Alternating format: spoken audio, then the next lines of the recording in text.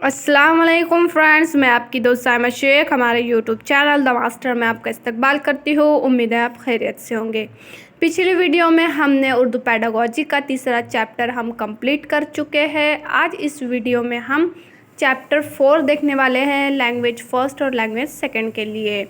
अगर आपने हमारी पिछली वीडियोस नहीं देखी होगी तो नीचे प्लेलिस्ट की लिंक दी हुई है, आप वहां से हमारी तमाम वीडियोस देख सकते हैं एमसीक्यूज़ के साथ। चलिए आज का हमारा चैप्टर जिसका नाम है ज़बान की महारतें, लैंग्वेज स्किल्स को देखते हैं। चलिए चैप्टर शुरू करते हैं। हर ज़बान की 4 बुनियादी महारतें हैं। पहला सुनना, समात, लिसनिंग। दूसरा बोलना, ज़बानी इजहार, स्पीकिंग। तीसरा पढ़ना, ख्वानदगी यानी रीडिंग। चौथा लिखना, तहरीर यानी राइटिंग। अब ज़बान की 4 महारतें यहाँ बताई हुई है, तो याद रखिएगा ये क्वेश्चन हमेशा पूछा जाता है कि ज़बान की कितनी महारतें और कौन कौन सी। तो याद रखिएगा क्योंकि ज़बान की 4 महारतें होती है, सुनना, बोलना, पढ़ना और लिखना। इसे अलग अलग कहा जाता है, समात, ज़बानी इजहार, ख्वानदगी या तहरीर, ये भी इन्हें कहा जाता है। तो ये याद रखिएगा, ये क्वेश्चन अक्सर पूछा जाता है। आगे है, सुनने और पढ़ने की महारत का ताल्लुक दूसरों के ख्यालात को समझने से होता है, इसीलिए उन्हें तहसीली महारतें यानी रिसेप्टिव स्किल्स कहते हैं। वहीं बोलने और लिखने की महारत का ताल्लुक अपनी बात और अपने ख्यालात दूसरों तक पहुंचाने और उन्हें मुतासिर करने से होता है, इसलिए उन्हें तामीरी महारतें मीन्स प्रोडक्टिव स्किल्स और तख्लीकी महारतें मीन्स क्रिएटिव स्किल भी कहते हैं। अब यहाँ पे ये बताया जा रहा है कि सुनने और पढ़ने की महारत का जो ताल्लुक़ होता है वो हम दूसरों के ख़यालात को समझने के लिए करते हैं, इसीलिए दूसरों के ख़यालात को समझने के लिए करते हैं। ये बात याद रखना कि सुनने और पढ़ने की महारत का ताल्लुक़ ख़यालात को समझने के लिए होता है, यानी दूसरे के क्या ख़यालात हैं उन्हें समझने के लिए होता है, इसीलिए उन्हें तहसीली महारतें और रिसेप्टिव स्किल्स कहते हैं। रिसेप्टिव स्किल यानी कि रिसेप्टिव यानी कबूल करना, हम दूसरों के ख़यालात को समझते हैं, उन्हें कबूल करते हैं, इसीलिए उसे रिसेप्टिव स्किल कहते हैं। अब वहीं पे जहाँ बोलने और लिखने की महारत का ताल्लुक अपनी बात और अपने ख़यालात दूसरों तक पहुँचाने और उन्हें मुतासिर करने से होता है, इसीलिए उन्हें तामीरी महारतें यानी प्रोडक्टिव स्किल और तख्लीकी महारतें क्रिएटिव स्किल्स भी कहते हैं। सुनने और पढ़ने की महारत का ताल्लुक रिसेप्टिव स्किल से होता है और जो बोलने और लिखने की महारत है उसका ताल्लुक प्रोडक्टिव स्किल और क्रिएटिव स्किल से होता है, ये याद रखिएगा। आगे बढ़ते हैं। ये चारों ज़बान की बुनियादी महारतें कहलाती है। जैसा कि मैंने ऊपर कहा आपको कि ये ज़बान की बुनियादी महारतें होती है जो 4 बताई गई है, सुनना, बोलना, पढ़ना और लिखना। तो यहाँ पर भी यही कहा जा रहा है कि ये चारों ज़बान की बुनियादी महारतें कहलाती है, क्योंकि ज़बान की आला महारतों के हुसूल के लिए और दिगर मज़ामीन निसाब की आमोजिश के लिए बुनियाद का काम करती है। अब इन्हें बुनियादी महारतें इसलिए कहा जाता है क्योंकि किसी भी मज़ामीन की आमोजिश के लिए ये जो महारतें होती है ये बेस का या बुनियाद का काम करती है, ये बुनियादी काम करती है, इसलिए इन्हें बुनियादी महारतें कहा गया है। अगर बच्चा बेहतर ढंग से इन सलाहियतों का हुसूल नहीं कर पाता तो यकीनन उसे दीगर मौज़ूआत में भी मुश्किलात का सामना करना पड़ेगा। अब ये तो जाहिर सी बात है कि अगर बुनियादी महारतों में ही अगर उन्हें दिक्कत या परेशानियां होंगी तो तालीम के मैदान में उन्हें आगे बढ़ाना बहुत मुश्किल साबित होगा। उन्हें किसी भी मज़ामीन में या किसी भी मज़ामीन की जो भी मौज़ूआत में समझाना होगा, लिखाना होगा, तो ये तमाम चीज़ें इन महारतों पर ही डिपेंड होती है, बेस होती है। इसीलिए अगर ज़बान की बुनियादी महारतों में ही इनको मुश्किलात का सामना करना पड़ेगा तो बच्चे को किसी भी निसाब की आमोजिश में दिक्कत पेश आएंगी। इसीलिए इन महारतों का बच्चों को आना बहुत ज़रूरी है। अब वो कैसे, आगे देखते हैं। यहाँ पर बताया जा रहा है इम्प्रेसिव, रिसेप्टिव, पैसिव स्किल। यहाँ पर है oral, written.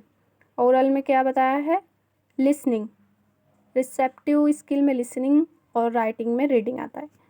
Expressive means productive active skills में स्पीकिंग आएगा और रिटन में राइटिंग आएगा।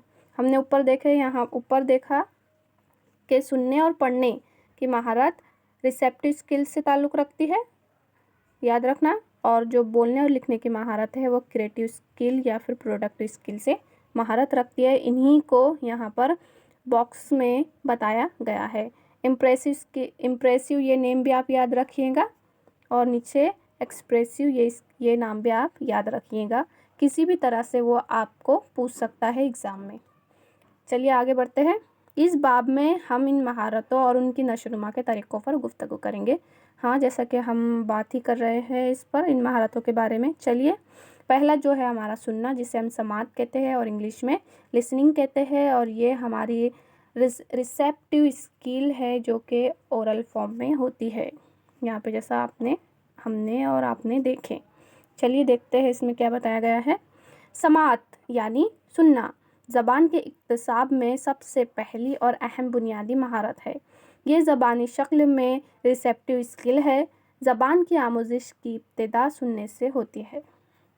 अब यहाँ पर क्या बताया जा रहा है कि जो हमारी समात यानी सुनना है, ये ज़बान के इक्तिसाब में सबसे पहली और अहम बुनियादी महारतें हैं।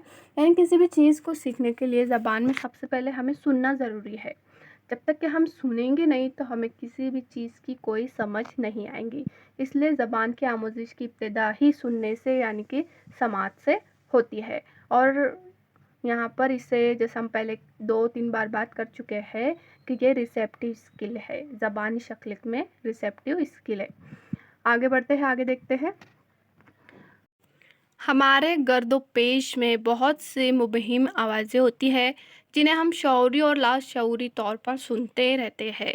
ये आवाज़ें ही बच्चे को जल्द अज जल्द ज़बान अज़बर करने में मदद करती है। लेकिन इसके लिए सिर्फ सुनना ही काफ़ी नहीं है, बल्कि सुनकर समझना असल शय है।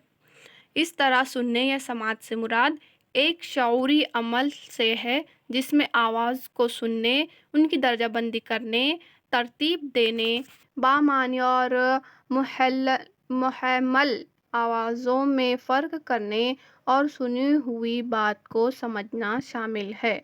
सुनी हुई बात के मायने को हम 2 तरह से समझते हैं, एक लफ्ज़ों की बुनियाद पर और दूसरा साबिक़ा मालूमात की बुनियाद पर।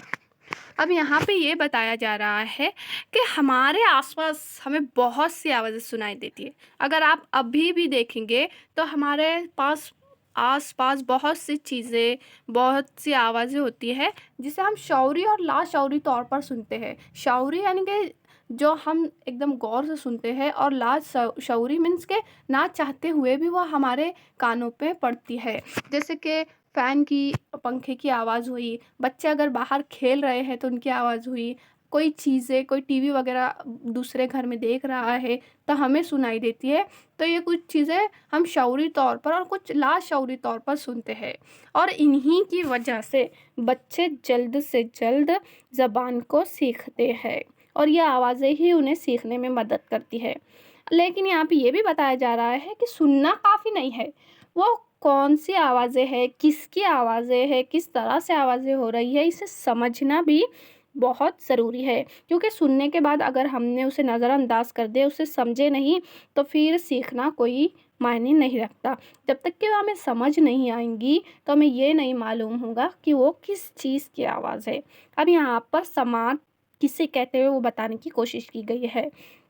यहाँ पर समात से मुराद है एक शऊरी अमल से जिसमें आवाज़ को सुनने, उनकी दर्जाबंदी करने, तरतीब देने, बामायने और मुहम्मिल आवाज़ों में फ़र्क करने और सुनी हुई बात को समझना शामिल है। यानी कि पहले क्या होगा, समात से मुराद मतलब सुनने से मुराद क्या है यहाँ पे, एक शऊरी अमल है, यानी एक बामायनी अमल है। पूरी तवज्जो से सुनते हैं, यानी पूरी कॉन्शियसनेस के साथ, पूरे शऊर के साथ सुनते हैं, और फिर वो जिस आवाज़ को हम सुनते हैं उनकी दर्जाबंदी करते हैं। दर्जाबंदी करने से मुराद कि यहाँ पर वो ये मालूम करता है कि ये किसकी आवाज़ है, कौन सी आवाज़ है, और फिर उसके बाद वो उसे तरतीब देता है कि ये आवाज़ जैसे कहाँ से आ रही है। जैसे दर्जाबंदी तो हो गई, फिर तरतीब देता है, फिर जो उसकी बामायनी आवाज़ें होती है और जो मुहम्मिल आवाज़ होती है उनमें फ़र्क करके सुनी हुई बात को समझने की कोशिश करता है। अब बामायनी और मुहम्मिल मीन्स के खेज़ होती है, یعنی کہ معنی خیز اور بامعنی کا دونوں کا مطلب ایک ہی ہے، جو آوازوں میں فرق کرتے ہیں، فرق کرنے کے بعد وہ سمجھتے ہیں۔ یہ تمام عمل کو، یعنی کہ پہلے سننا، سمجھنا، ترتیب دینا، بات اس میں فرق کرنا، کون سی بامعنی ہے کون سی بے معنی ہے، ان باتوں کو سمجھنا، یہ تمام جو پروسیس ہے، جو عمل ہے، اسی کو سماعت کہتے ہیں۔ اور اس کے بعد یہ بتایا جا رہا ہے کہ سنی ہوئی بات کے معنی کو ہم دو طرح سے سمجھتے ہیں۔ دو طرح سے کون سے؟ ایک لفظوں کی بنیاد پر اور دوسرے سابقہ معلومات کی بنیاد پر، یعنی جو ہم پہلے سن چکے ہیں یا پہلے ہمارے جو معلومات ہے، سابقہ معلومات ہے، اس کی بنیاد پر۔ اب آگے کیا بتایا جا رہا ہے کہ سماعت کی دو صورتیں ہیں۔ اب سماعت کی یہاں پہ دو صورتیں بتائی جا رہی ہے، کون کون سی ہے؟ ایک تأملاتی سماعت یعنی انٹریکٹیو لسننگ، جسے ہم تأملاتی سماعت کہتے ہیں۔ یہاں پہ کیا بتایا جا رہا ہے یہ سماعت میں؟ جیسے آمنے سامنے اور ٹیلی فون پر گفتگو کے دوران سماعت۔ اب انٹریکٹیو یعنی کہ ہم آمنے سامنے بیٹھ کر جو بات کرتے ہیں وہ، یا پھر جو ہم فون پر ٹیلی فون پر بات کرتے ہیں اسے انٹریکٹیو، جیسے ہم انٹریکٹ ہو رہے ہیں تو اسے ہی تأملاتی سماعت یا انٹریکٹیو لسننگ کہتے ہیں۔ یہاں پر اگزامپل دیکھ کر بتانے کی کوشش کی گئی ہے۔ اب کیا ہے؟ غیر تأملاتی سماعت means naan attractive listening. Naan attractive listening میں کیا بتایا؟ ریڈیو، ٹی وی اور لیکچر کے دوران سماعت۔ اب ریڈیو، ٹی وی اور لیکچر کے دوران سماعت سے یہاں پہ مراد ہے کہ ہم ریڈیو پہ سنتے ہیں لیکن ہم آمنے سامنے نہیں سنتے، ٹی وی دیکھتے ہیں وہاں پہ ہم کو آواز آتی ہے، ریڈیو پہ بھی آواز آتی ہے، لیکچر کے دوران ہم ٹیچرز کو سنتے ہیں، تو یہ نان اٹریکٹیو لسننگ ہوئی۔ تو آپ کو سمجھ میں آیا کہ انٹریکٹیو لسننگ جس میں ہم شامل ہوتے ہیں، آمنے سامنے ہم سے باتیں ہوتی ہے، اور نان اٹریکٹیو لسننگ جس میں ہم صرف سنتے ہیں، ہم اس کا جواب نہیں، رسپانس نہیں دے سکتے، جواب نہیں دے سکتے، صرف سنتے ہیں ریڈیو، ٹی وی یا لیکچر کے ذریعے۔ تو یہ ہوئی سماعت کی دو صورتیں، ایک ہے انٹریکٹیو لسننگ، دوسری ہے نان انٹریکٹیو لسننگ۔ چلیے آگے بڑھتے ہیں۔ اگلا جو پوائنٹ ہے ہمارا وہ ہے سماعت کے اجزاء، کمپوننٹس آف لسننگ۔ لسننگ کے کمپوننٹس، اجزاء دیکھیں گے ہم۔ یہاں پر پہلا ہے آوازوں میں فرق کرنے کی مہارت۔ اب اس کے کمپوننٹس کیا ہیں؟ آواز میں فرق کرنے کی مہارت، جیسا کہ میں نے اوپر بتایا آپ کو کہ ایک بامعنی آواز ہوتی ہے اور ایک بے معنی آواز ہوتی ہے، یعنی شعوری اور لا شعوری طور پر ہم سنتے ہیں تو جو ہمیں بامعنی آواز ہوتی ہے ہم اسے جانتے ہیں، اسے سمجھنے کی کوشش کرتے ہیں۔ دوسری ہوتی ہے آوازوں کو پہچاننے کی صلاحیت۔ اب بہت سی آوازیں ہم سنتے ہیں لیکن جو ہم شعوری طور سے سنتے ہیں، جو ہمیں آوازیں سمجھ میں آ جاتی ہے، اگر ہم اسے دوبارہ سنتے ہیں تو وہ آوازوں کو ہم پہچان لیتے ہیں۔ تو ایک کمپوننٹ سماعت کا یہ بھی ہے کہ آوازوں کو پہچاننے کی صلاحیت۔ اس کے بعد اگلا ہے آوازوں کے زیر و بم اور الفاظ کی درجہ بندی کو پہچاننا۔ الفاظ کے آوازوں کو پہچاننا اور پھر اس بنا پر الفاظ کی درجہ بندی کرنا، یعنی آواز کو پہچانتے ہیں اور پھر پہچان کر سن کر اس کی درجہ بندی کرتے ہیں۔ اگلا ہے بات چیت کی نوعیت، مثلاً حکم، گزارش، حالات، معافی، مبارکباد وغیرہ کو پہچاننا۔ بات چیت کی نوعیت یعنی کون کس طرح سے بات کر رہا ہے، کوئی گزارش کر رہا ہے، کوئی سوال کر رہا ہے وغیرہ، جیسے یہاں پہ مثالیں دی گئی ہے، ان کو پہچاننا۔ اگلا ہے سنی گئی بات سے مفہوم اخذ کرنا۔ یہاں کیا بتایا جا رہا ہے کہ کسی بات کو سننا اور اس بات کو سمجھ کر اس کا مطلب، یعنی مفہوم مینس اس کا مطلب اخذ کرنا، اس کے مطلب تک پہنچنا، یہ یہاں پہ بتایا گیا ہے۔ اگلا ہے موجودہ صورتحال میں سابقہ معلومات اور حالات کا استعمال کرنا، یعنی ابھی جو حالات چل رہے ہیں، جو بھی ہمارے سامنے حالات پیش آتے ہیں، ہمارے ذہن میں جو بھی سابقہ معلومات ہوں گی، جو بھی پچھلے حالات گزر چکے ہوں گے، اس کی بنیاد پر موجودہ صورتحال میں ہم اس معلومات کو کیسے استعمال کر سکتے ہیں، اسے سوچ کر سمجھ کر پھر دوبارہ اسے استعمال کرنا۔ اگلا ہے ضروری الفاظ، موضوعات اور خیالات کو موجودہ تناظر میں یادداشت میں لانا۔ اب جو بھی ضرورت کے وقت الفاظ، موضوعات یا خیالات ہیں، ان کو موجودہ تناظر یعنی موجودہ نقطہ نظر میں، پرسپیکٹیو میں لانا، یادداشت میں لانا، یہ بھی سننے کا ایک کمپوننٹ ہے۔ اگلا ہے مقررہ یعنی بولنے والے مناسب بازرسی فیڈ بیک فراہم کرنا، یعنی رد عمل اور تاثر کا اظہار کرنا۔ یہاں پر بولنے والے کو فیڈ بیک فراہم کرنا، یا فیڈ بیک مینس کیسا، یعنی رد عمل جو بھی کیا جا رہا ہے اسی پر ان کے تاثرات، ان کے خیالات کا اظہار کرنا۔ اگلا جو پوائنٹ ہے ہمارا، سنی گئی بات کو دہرانے کی صلاحیت۔ جو بھی بات ہم سن رہے ہیں انہیں دہرانا، یعنی کب، کیسے، کہاں پر دہرایا جائے، اس کی صلاحیت بھی اس کا ایک کمپوننٹ ہے۔ اس کے بعد ہے، یہاں تک کہ تو یہ ہوئے ہمارے سماعت کے سننے کے کمپوننٹس۔ آگے بڑھتے ہیں، اگلا ہے بہتر سماعت کے لیے توجہ کا مرکوز ہونا، گفتگو کا دلچسپ ہونا، آواز میں مناسب اتار چڑھاؤ ہونا، بولنے کی مناسب رفتار اور ماحول کا پرسکون ہونا لازمی ہے۔ اب کیا بتایا جا رہا ہے کہ جو ایک اچھا سننے کے لیے، بہتر سننے کے لیے سب سے پہلے تو توجہ کا مرکوز ہونا ضروری ہے۔ اس کے بعد گفتگو کا دلچسپ ہونا ضروری ہے۔ جب تک کہ ہم کو کسی کی بات چیت میں انٹرسٹ نہیں ہوگا، دلچسپی نہیں ہوگی، تو ہم اسے غور سے سنیں گے نہیں۔ اس کے بعد آواز میں اتار چڑھاؤ ہونا چاہیے، یہ بھی بہت ضروری ہے کہ کوئی اگر بول رہا ہے تو ایک ہی لے میں بولے جا رہا ہے، نہ اس میں اتار چڑھاؤ ہے، نہ لب و لہجہ ہے، تو اس سے جو گفتگو ہوتی ہے وہ متاثر نہیں کر پاتی۔ اس لیے کہاں پہ اتار چڑھاؤ لانا چاہیے، اس بات کا بھی خیال ہونا چاہیے تاکہ سماعت بہتر ہو سکے۔ اس کے بعد اگلا یہ بتایا جا رہا ہے یہاں پہ کہ بولنے کی مناسب رفتار اور ماحول کا پرسکون ہونا لازمی ہے۔ کچھ لوگ ایسے ہوتے ہیں جو اتنی اسپیڈ میں بولتے ہیں، اتنی تیز رفتار سے بولتے ہیں کہ سامنے والے کو بات سمجھ ہی نہیں آتی۔ جب اسے سمجھ ہی نہیں آتی تو وہ بات کو کیسے سمجھے گا، کیسے اس کے مفہوم کو اخذ کرے گا۔ اور ماحول میں پرسکونی ضروری ہے، اس لیے بہتر سماعت کے لیے ماحول کا پرسکون ہونا بھی لازمی ہے۔ آگے بڑھتے ہیں، بعض اوقات توجہ مرکوز نہ ہونے اور جسمانی معذوریت جیسے بہرا پن، دماغ کے اس حصے میں نقص ہونا جو آواز کی شناخت کے لیے ضروری ہے، اور ضعیفی کی وجہ سے سماعت میں خامیاں آ جاتی ہے، جنہیں مناسب تربیت، کاؤنسلنگ اور علاج سے بہتر کرنے کی کوشش کی جاتی ہے۔ اب کئی دفعہ ایسا ہوتا ہے کہ جو ہم توجہ سے کسی چیز کو سن نہیں پاتے تو اس کی بہت سی وجوہات ہوتی ہے، جس میں سے بتایا گیا ہے پہلے کہ جسمانی معذوریت کی وجہ سے بھی ہم سن نہیں پاتے۔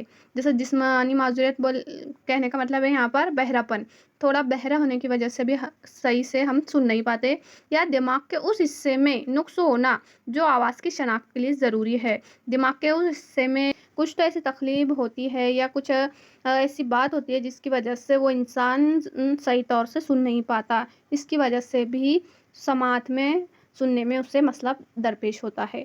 آگے ہے، ضعیفی کی وجہ سے بھی سماعت میں خامیاں آ جاتی ہے۔ بہت سے لوگ ایسے ہوتے ہیں جو ضعیفی کے حالت میں انہیں بہت ہی کم سنے آتا ہے، یا تو کچھ تو ایسے ہوتے ہیں جنہیں سنے ہی نہیں آتا۔ تو اس کا اب ہم کیا کر سکتے ہیں؟ تو ان کا علاج یہ ہے کہ کچھ لوگوں کو ہم کاؤنسلنگ کے ذریعے اور علاج کے ذریعے بہتر کرنے کی کوشش کر سکتے ہیں۔ جو بہرا پن ہے ان میں ہم مشین وغیرہ سے صحیح کرنے کی کوشش کرتے ہیں۔ دماغ میں اگر کچھ نقص ہے تو اگر اس کا کوئی علاج ہے تو وہ علاج کر کے، اور جو ضعیف ہے انہیں بھی اگر سنے نہیں آتا ہے تو ان میں بھی ہم کوئی مشین کا استعمال کر کے ان میں کی جو خامیاں ہے انہیں کم کرنے کی کوشش کر سکتے ہیں۔ امید ہے آپ کو یہاں تک کہ یہ سمجھ میں آیا ہوگا۔ آگے ہے سماعت کی تدریس۔ اس میں کیا بتایا گیا ہے کہ طلبہ میں سماعت کی نشو و نما کے لیے مندرجہ ذیل تدریسی سرگرمیاں منظم کی جا سکتی ہے۔ اب سماعت کی نشو و نما کیسے کرنی ہے، یہاں پر کچھ سرگرمیاں دی ہوئی ہے، اسے ہم دیکھیں گے۔ سماعت کی تدریس میں کہانیوں کا بہت اہم کردار ہے۔ یہاں کیا بتایا جا رہا ہے کہ تدریس میں، وہ بھی سماعت کی تدریس، سماعت کی تدریس میں کہانیوں کا بہت اہم کردار ہوتا ہے۔ یہاں پہ بیانیہ انداز میں سنائی گئی کہانی نہ صرف منطقی سمجھ کی بنیاد فراہم کرتی ہے بلکہ ہمارے تخیل کو وسعت دیتی ہے اور زندگی کے مختلف معاملات میں شراکت کی بچے کی صلاحیت کو بھی فروغ دیتی ہے، اور تخیل اور تجسس بچے کی نشو و نما میں اہم رول ادا کرتی ہے۔ یہ کس نے کہا ہے؟ NCF 2005 میں یہ بیان کیا گیا ہے۔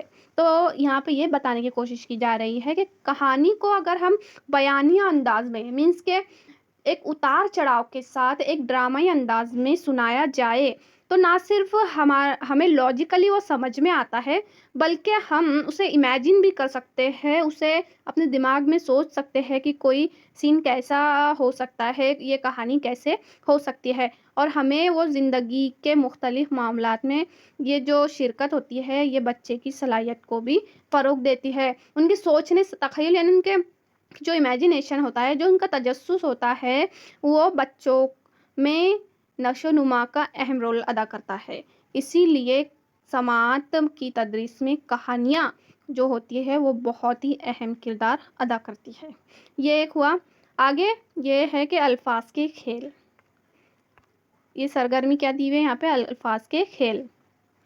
آوازوں کے مطابق الفاظ کی پہچان، آوازوں سے جانوروں کو پہچاننا، مجازات اور ہم معنی بتانے کو کہنا۔ اب الفاظ کا کھیل، یہ تو ہم کوئی بھی آوازیں نکالیں گے اس کو پہچاننے کے لیے کہیں گے، یا کسی جانوروں کی آوازیں بتائیں گے اسے اور کہیں گے کہ اسے پہچانیے، یا ہم معنی الفاظ یا ضدین وغیرہ بتانے کو کہیں گے۔ یہ ہوا الفاظ کا کھیل۔ اگلا ہے نظمیں اور گانے سنانا اور دہرانے کی مشق۔ یہ بھی بہت آسان سرگرمیاں ہے۔ پہلے نظم ان کو سنایا جائے، ان کو گانے کے لیے کہنا اور پھر دہرانے کی مشق کروانا۔ ٹیلی فون اور موبائل پر بات چیت کا کھیل۔ ہم ایک جو ڈرامہ ہے یا کہانی ہے، دو لوگوں میں بات چیت کی جو ڈرامائی انداز ہے کہ ٹیلی فون کے ذریعے دو لوگوں میں بات چیت کو بھی ہم ایک ڈرامے کے ذریعے کروا سکتے ہیں، جس سے یہ ہوگا کہ بچوں کے سننے کی اور بولنے کی صلاحیت پروان چڑھیں گی۔ اس کے بعد ہے ہدایت کے مطابق عمل کرنے کا کھیل۔ اب استاد جس طرح سے ہدایت دیں گا بچے اسی طرح سے عمل کریں گے، سن کر عمل کریں گے۔ یہ بھی ایک سرگرمی ہوئی۔ چھوٹی کہانیوں، قصہ، کوئی ڈرامے کوئز کا استعمال۔ یہاں پر پھر سے وہی کہانیوں، قصہ اور ڈرامے کو استعمال کرنا۔ ٹیپ ریکارڈ اور ڈاکومنٹری فلم کا استعمال کرنا، یعنی کہ ٹیپ کو شروع کیا جائے گا، اس میں جو بھی آپ کو سنائی دے گا اسے سننا ہے، جو بھی فلم آپ کو ڈاکومنٹری فلم دکھائی دیں گی، سنائی دیں گی، اس کے ذریعے سے سننے کی اور سماعت کی صلاحیت کو پروان چڑھانا۔ اس کے بعد ہے گفتگو اور سوال و جواب کا استعمال۔ آپس میں گفتگو کرنے کے لیے کہنا یا سوال و جواب کا ماحول تیار کرنا، اور اس کے ذریعے بھی ہم بچوں میں اس صلاحیت کو پروان چڑھا سکتے ہیں۔ آگے ہے مختلف الفاظ، ترکیب اور لہجے کو لسانی تجربے گاہ کے ذریعے فروغ دینا۔ اب جیسے اوپر الفاظ کا اور لہجے کا، ترکیب وغیرہ کا استعمال کرتے ہوئے کچھ تجربے گاہ میں جو ہم لیب کہتے ہیں اس کے ذریعے بھی ہم بچوں میں جو سننے کی صلاحیت ہے، سماعت کی صلاحیت ہے، اسے پروان چڑھا سکتے ہیں۔ امید ہے آپ کو یہاں تک کہ یہ سب سمجھ میں آیا ہوگا۔ اگلا جو پوائنٹ ہے ہمارا وہ ہے بولنا، زبانی اظہار، اسپیکنگ۔ زبان کی 4 بنیادی صلاحیتوں میں دوسری اہم بنیادی مہارت بولنا ہے۔ 4 صلاحیتوں میں سب سے اہم کیا ہے؟ دوسری بولنا۔ یہ زبانی شکل میں پروڈکٹیو اسکل ہے، اسے تخلیقی مہارت یعنی کریٹیو اسکل بھی کہتے ہیں۔ سننے کا رد عمل بولنے کی صورت میں سامنے آتا ہے۔ حالانکہ سننا اور بولنا فطری صلاحیتیں ہیں اور فطری طور پر نشو و نما پاتے ہیں، لیکن سن کر مناسب رد عمل کا اظہار کرنا اور مناسب لب و لہجہ اختیار کرنا بھی ضروری ہے۔ یہاں پہ تو پہلے سننے کو پروڈکٹیو اسکل بتایا ہے، جیسا کہ ہم نے پہلے بھی ہم اس پہ بات کر چکے ہیں، یہ پروڈکٹیو اسکل ہے اور کریٹیو اسکل ہے۔ پھر اس کے بعد یہ بھی ہے کہ سننے کے ساتھ ساتھ ہمیں بولنا بھی پڑتا ہے، کیونکہ سننا اور بولنا یہ فطری صلاحیتیں ہیں اور یہ فطری طور پر پروان چڑھتی ہے۔ کس طرح بولنا، کیسے بولنا، مناسب لب و لہجے کو اختیار کرنا، یہ بھی بہت ضروری ہوتا ہے۔ آگے بڑھتے ہیں۔ آگے کیا بتایا ہوا ہے؟ جس کے لیے بولنے کی مہارت کی تربیت بہت اہمیت کی حامل ہے۔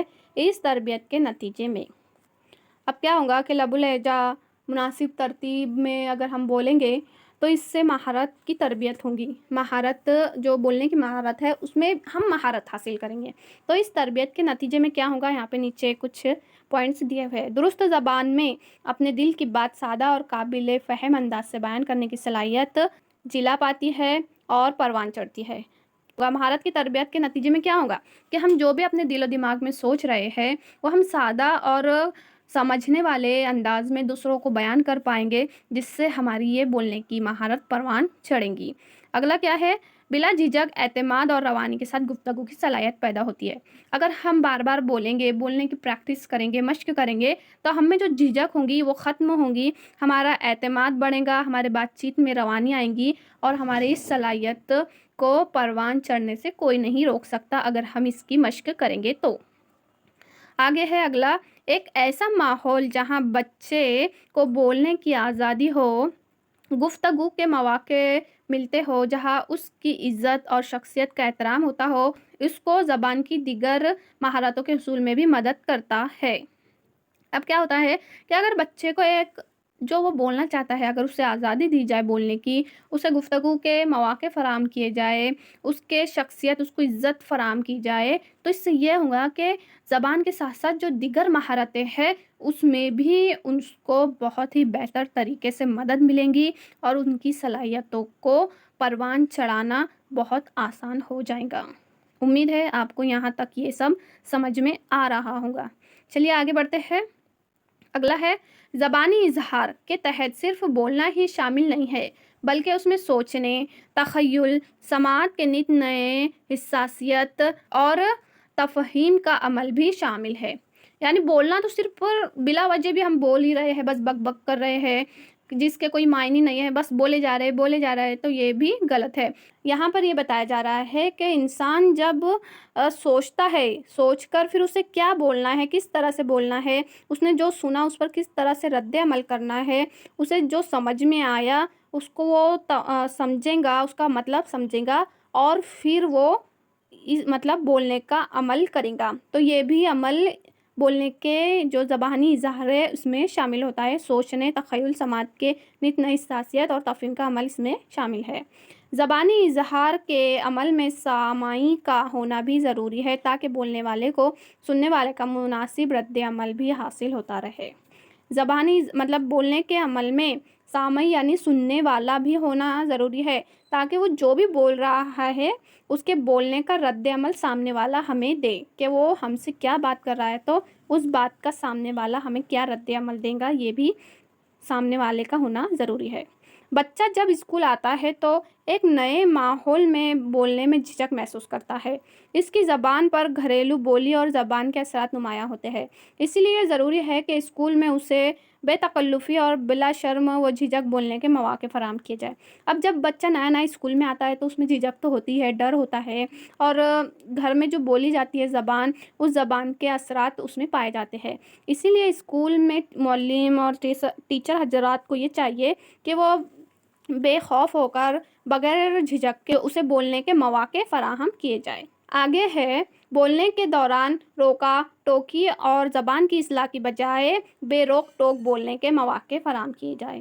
اب ایسا ہوتا ہے کہ جب بچہ نیا نیا اسکول میں آتا ہے تو اس میں گھر کے بولنے کے اثرات، بولی زبان کے اثرات تو ہوتے ہی ہے، جس سے ہم اس بچے کو بولنے ٹوکنے لگتے کہ نہیں اس طرح سے مت بولو، ایسا بولو، ویسا بولو۔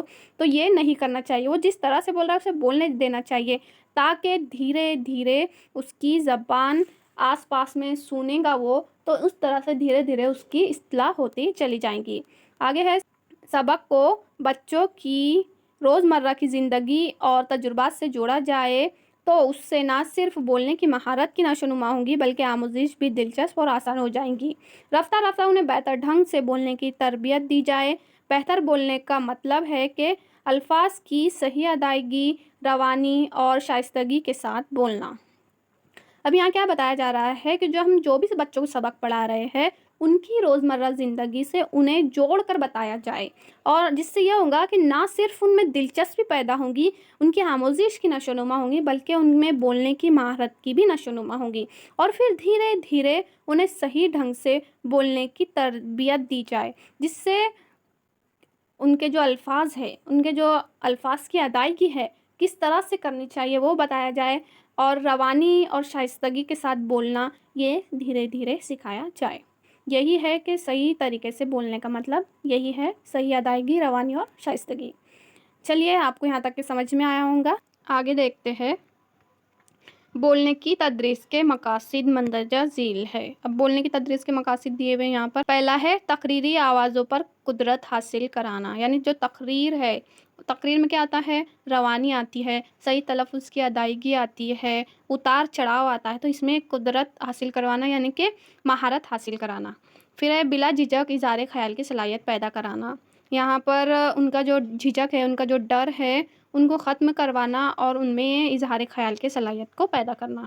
اگلا ہے صحیح تلفظ کے ساتھ بولنے کی مشق کرانا، جو بھی ان کے تلفظ غلط ہوں گے انہیں صحیح طریقے سے بولنے لگانا اور اس کی مشق کروانا۔ پھر اگلا ہے صحیح تلفظ کے ساتھ آہنگ اور لہجے کا استعمال سکھانا، یعنی کہ جو تلفظ ہم ادا کر رہے ہیں اس کی حرکت، اس کا لہجہ کس طرح سے ہوگا، اس میں اتار چڑھاؤ کس طرح سے ہوں گے۔ اگر ہم کسی کو غصے سے بول رہے ہیں تو غصے کا انداز کیسا ہوگا، کسی کو پیار سے بول رہے ہیں تو پیار کا انداز کیسا ہوگا، یہ الفاظوں کو استعمال کرنے کا درس دینا یا سکھانا، یہ بھی بولنے کی تدریس کا ایک مقصد ہے۔ چلیے آگے بڑھتے ہیں، اگلا جو ہے ہمارا وہ ہے اس طرح سے ہے۔ پانچواں ہے موقع محل کے لحاظ سے زبان کا استعمال سکھانا، یہاں پہ اس کا یہ مطلب ہے کہ موقع کے لحاظ سے کب زبان کا کیسا استعمال کیا جائے، یہ بھی سکھانا اس بولنے کی تدریس کا مقصد ہے۔ چلیے آگے بڑھتے ہیں، اگلا ہے زبانی اظہار کی تدریس کے طریقے۔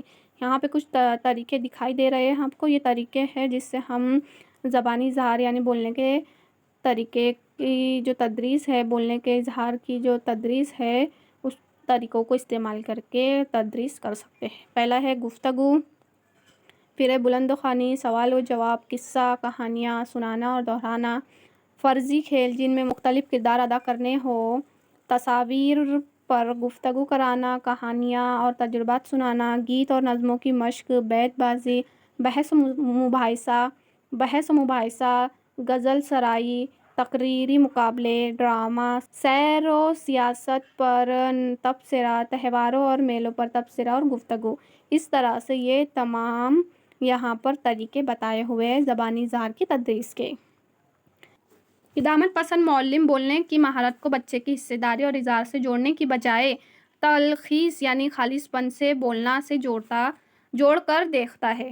اب یہاں پہ کیا بتایا جا رہا ہے کہ ایک معلم ہے جو کہ بچے کی حصہ داری یعنی کہ بچے کی شمولیت اور اس کے اظہار کی بجائے، اس کے اظہار خیال کی بجائے بچے کے خالص پن سے جو مطلب بچہ جو خالص پن سے بولنا چاہیے اس کی نظروں سے دیکھتا ہے۔ اس سے مطلب یہ ہوتا ہے کہ اس کی نظر میں بولنا تب تک ایک فضول کا کام ہے جب تک درستگی سے نہ بولا جائے۔ مطلب بچے بول رہے ہیں تو وہ ان کے اظہار خیال کو، ان کی حصہ داری کو اہمیت نہ دیتے ہوئے وہ بچوں کے جو الفاظ ہے ان کو ہی درست کرنے میں لگ جاتا ہے، جس سے یہ ہوتا ہے کہ معلم کی زیادہ تر توانائی بچوں کو خاموش کرانے میں اور تلفظ کی اصلاح کرنے میں ضائع ہو جاتی ہے۔ لیکن معلم نے ایسا نہیں کرنا چاہیے، بلکہ معلم کو چاہیے کہ وہ بچوں کے بولنے کو بکواس سمجھنے کی بجائے ایک اثاثے کے طور پر دیکھے اور ان کے بولنے کو اظہار اور رد عمل کے دور میں تبدیل کرے۔ اب معلم اگر ان کی تلفظ کو ہی اصلاح کرنے میں لگ جائے گا تو اس کی توانائی بہت خرچ ہوگی، جس سے یہ ہوگا کہ اس کا جو بھی تدریسی عمل ہوگا وہ رک جائے گا، تعلیمی عمل ہے وہ بہت ہی سست ہو جائے گا۔ اس لیے معلم کو چاہیے کہ بچے جو بول رہے ہیں اسے بکواس نہ سمجھتے ہوئے انہیں اس اثاثے کے طور پر دیکھے اور وہ جو بول رہے ہیں ان کے اظہار خیال کو ایک سمت دے کر انہیں بولنے کی اجازت دے، وہ چاہے جیسا بھی بولے انہیں بولنے کی اجازت دے اور ان کے رد عمل پر بھی غور و فکر کرے، جس سے یہ ہوگا کہ بچوں کی صلاحیتیں پروان چڑھیں گی، ان میں روانی آئیں گی، درستگی ہوں گی۔ اس طرح سے جو معلم ہے اس نے بچوں کو پڑھانا چاہیے۔ امید ہے آپ کو یہ جو ہماری ویڈیو ہے یہ پسند آئی ہوگی۔ اگر آپ ہمارے چینل پر نئے ہیں تو اسے سبسکرائب کرنا بالکل بھی نہ بھولیں، بیل آئیکن پر پریس کریں تاکہ ہماری نیو ویڈیو کی نوٹیفیکیشن آپ کو وقت پر ملتی رہے۔ ویڈیو کو زیادہ سے زیادہ شیئر کیجیے اور لائک کیجیے۔ انشاءاللہ ملتے ہیں ہم اگلے ویڈیو میں اسی سبق کے اگلے پوائنٹس کے ساتھ۔ تب تک کے لیے اللہ حافظ، اللہ نگہبان۔